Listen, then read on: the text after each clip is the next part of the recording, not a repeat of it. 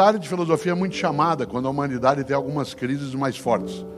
No momento que a ciência tem os seus limites, a religião tem seus limites, a arte encontra os seus limites, a filosofia, aquela tia velha que vive trancada no quarto lá no fundo, é chamada para vir até a frente para dizer e aí a gente palpita. Tanto que em 2020 vocês viram muitas e muitos de nós da área de filosofia dando entrevista, opinando. A pergunta que mais me fizeram foi: você acha que a humanidade sairá melhor dessa pandemia?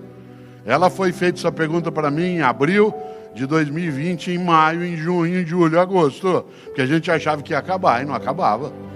E toda hora eu tinha que responder não. Porque tinha gente que era imbecil antes da pandemia, persistiu na imbecilidade durante a pandemia e continuará animadamente imbecil após a pandemia. A imbecilidade, ela é uma escolha. Há pessoas que têm deficiência. Isso não é escolha. Ser imbecil é uma escolha. Aliás, porque a imbecilidade em larga escala resulta de uma incapacidade decidida de não pensar melhor, de não refletir. Pessoas imbecis têm uma retórica furiosa. Isto é, na hora de tentar convencer você de algo, não buscam convencer, buscam te derrotar, buscam te aterrorizar, gritam, impõem o pânico para ver se você, em vez de argumentar, recua. O grande arcebispo, prêmio Nobel da Paz, na África do Sul, Pedro, que morou na África do Sul, se lembra, a África do Sul é o único lugar do mundo que tinha na mesma rua ali no Soweto, lembra? 2 Nobéis da Paz, porque morava na mesma rua o bispo Desmond Tutu e o Nelson Mandela. Nós não temos ainda um Nobel, poderemos ter, mas ali na África do Sul, na mesma rua, moravam 2 Nobéis, Nelson Mandela e Desmond Tutu. E Desmond Tutu, que morreu ano passado, ele dizia sempre que o pai dele o advertia, dizendo: filho, não eleve a voz, melhore teus argumentos. Não aumente a voz, melhore teus argumentos. E é interessante porque a pessoa medíocre, ela tem na imbecilidade uma forma de socorro. E uma pessoa imbecil não é aquela que tem menos escolaridade. Aliás, porque tem muita gente que tem muito mais escolaridade do que eu e me ultrapassa. E muita gente que tem menos escolaridade do que eu e me ultrapassa em várias coisas. Não é a escolaridade que avalia, mas é a capacidade de vivência refletida, de capacidade de aprendizado contínuo, mesmo que não seja pela escolaridade. Você conhece gente que não tem, às vezes, a tua formação escolar. Eu, por exemplo, tenho doutorado. Eu conheço dezenas de pessoas que são muito melhores do que eu. E conheço outras que não o são. A gente junta e cresce. Nem sempre é a escolaridade que mostra que alguém não é imbecil. Você pode ser imbecil com várias condições.